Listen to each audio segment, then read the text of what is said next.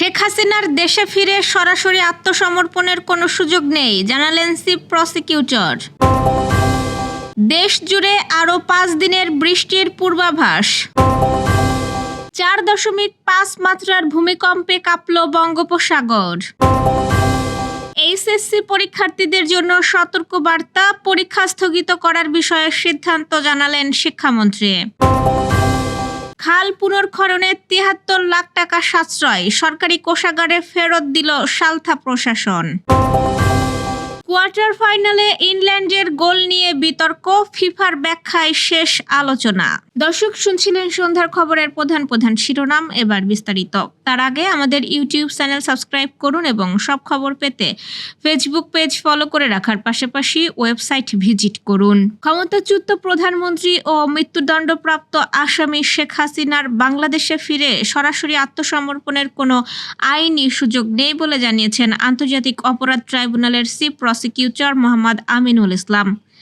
আজ আন্তর্জাতিক অপরাধ ট্রাইব্যুনালে সাংবাদিকদের সঙ্গে আলাপকালে তিনি স্পষ্ট করে বলেন যে শেখ হাসিনা চাইলেই সাধারণ নাগরিকের মতো স্বাধীনভাবে দেশে ফিরতে পারবেন না। চিফ প্রসিকিউটর বলেন, শেখ হাসিনা বর্তমানে ভারত সরকারের নিয়ন্ত্রণে নির্বাসনে রয়েছেন।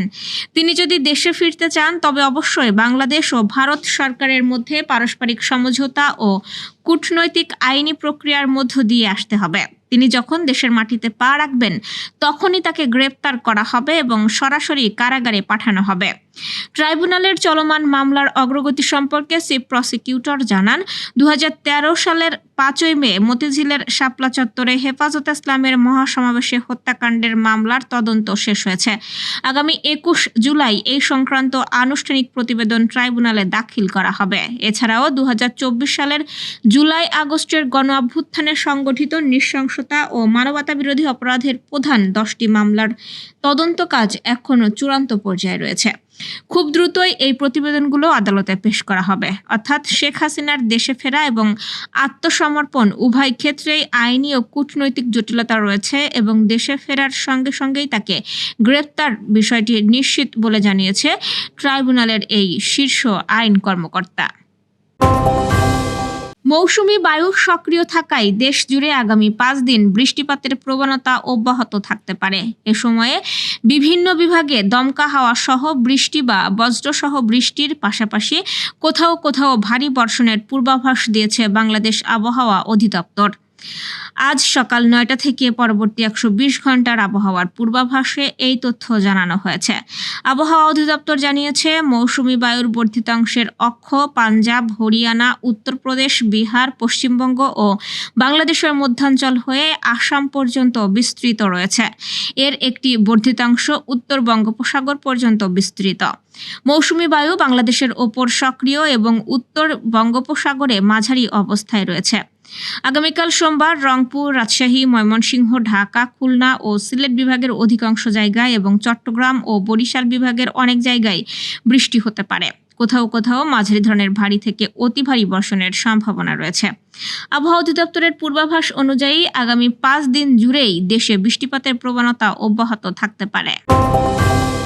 বঙ্গোপসাগরে একটি মাঝারি মাত্রার ভূমিকম্প আঘাত হেনেছে। আজ সকালে 4.5 মাত্রার এই ভূমিকম্প আঘাত হানে। এর প্রভাবে ভারতের অন্ধ্রপ্রদেশের বিশাখাপত্তনম সহ আশপাশের কয়েকটি জেলায় মৃদু কম্পন অনুভূত হয়েছে। তবে এখনো পর্যন্ত কোনো হতাহত বা ক্ষয়ক্ষতির খবর পাওয়া যায়নি। সংবাদ মাধ্যম এনডিটিভি জানিয়েছে, রোববার ভারতের স্থানীয় সময় সকাল 5টা 5 মিনিটের দিকে উপকূলীয় শহর বিশাখাপত্তনমের বিভিন্ন এলাকায় ভূমিকম্পের কম্পন অনুভূত হয়। গাজুওয়াকা, মঙ্গলাপালেম, সাগরনগর, পেদ্দা, ওয়ালটেয়ার, আডিলোভা, এমভিপি কলোনি, আপ্পুঘর সহ আরও কয়েকটি এলাকায় এই কম্পন টের পান বাসিন্দারা। ভারতের Indian national centre for ocean information services জানিয়েছে, আজ ভোরে বঙ্গোপসাগরের রিক্টার স্কেলে 4.5 মাত্রার ভূমিকম্প অনুভূত হয়। এর প্রভাবে বিশাখাপত্তনম শহরের বিভিন্ন এলাকায় হালকা কম্পন অনুভূত হয়। বিশেষজ্ঞরা জানিয়েছে, এটি ছিল অগভীর ভূমিকম্প, তবে ভূগঠনের স্বাভাবিক সমন্বয়ের কারণে মৃদু কম্পন অনুভূত হয়েছে। এই কারণে সাধারণ মানুষের উদ্বিগ্ন হওয়ার কোনো প্রয়োজন নেই। তাদের মতে এই অঞ্চল ভূতাত্ত্বিকভাবে স্থিতিশীল। রাজধানী ঢাকায় টানা ভারী বৃষ্টি ও জলাবদ্ধতার কারণে বিভিন্ন সড়কে তীব্র যানজটের আশঙ্কা রয়েছে। এই অবস্থায় চলমান এইচএসসি ও সমমানের পরীক্ষার্থীদের পর্যাপ্ত সময় হাতে নিয়ে পরীক্ষা কেন্দ্রে যাওয়ার অনুরোধ জানিয়েছে ঢাকা মেট্রোপলিটন পুলিশ ডিএমপি। তারা বলছে, স্বাভাবিক সময়ের চেয়ে আগে বাসা থেকে বের হলে সময় মতো কেন্দ্রে পৌঁছানো সহজ হবে। কোনো সমস্যায় পড়লে দায়িত্বরত ট্রাফিক পুলিশের সহায়তা নেওয়ারও আহ্বান জানানো হয়েছে। এদিকে বৈরী আবহাওয়ার কারণে ঢাকা বোর্ডের এইচএসসি পরীক্ষা পিছিয়ে দেওয়ার দাবিও তুলেছেন কিছু শিক্ষার্থী।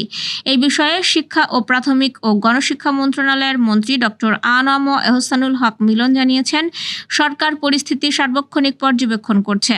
আবহাওয়ার সর্বশেষ তথ্য অনুযায়ী জেলা প্রশাসক এবং শিক্ষা বোর্ডগুলোর সঙ্গে আলোচনা করে প্রয়োজন হলে পরীক্ষা স্থগিতের সিদ্ধান্ত নেওয়া হবে। মন্ত্রী আরও বলেন, যেখানে পরীক্ষা নেওয়া সম্ভব হবে না সেখানে পরিস্থিতি বিবেচনা করে ব্যবস্থা নেওয়া হবে। শিক্ষার্থীদের নিরাপত্তা ও স্বার্থকে সর্বোচ্চ গুরুত্ব দিয়েই পরবর্তী সিদ্ধান্ত নেওয়া হবে। ফরিদপুরের সালথা উপজেলায় 3টি খাল পুনর্খনন প্রকল্পের কাজ শেষ করে অব্যয়িত ৭৩,36,০০০ টাকার বেশি সরকারি কোষাগারে ফেরত দিয়েছে উপজেলা প্রশাসন। ইওনো দবির উদ্দিনের নেতৃত্বে বাস্তবায়িত এই উদ্যোগকে স্বচ্ছতা ও জবাবদিহির অনন্য উদাহরণ হিসেবে দেখছেন অনেকে।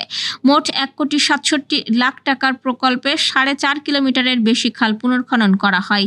নিয়মিত তদারকি ও ব্যয়ের সঠিক ব্যবস্থাপনার মাধ্যমে কাজের মান অক্ষুণ্ণ রেখেই কম খরচে প্রকল্প শেষ করা সম্ভব হয়। সব বিল পরিশোধের পর অবশিষ্ট ৭৩,৩৬,৩৬৫ টাকা সরকারি কোষাগারে জমা দেওয়া হয়। স্থানীয়দের মতে, খাল পুনর্খননের ফলে পানি নিষ্কাশন, সেচ ব্যবস্থা ও কৃষি উৎপাদনে ইতিবাচক প্রভাব পড়বে। আর প্রশাসনের এই উদ্যোগ সরকারি অর্থের সঠিক ব্যবহার ও সুশাসনের একটি ইতিবাচক দৃষ্টান্ত হয়ে থাকবে।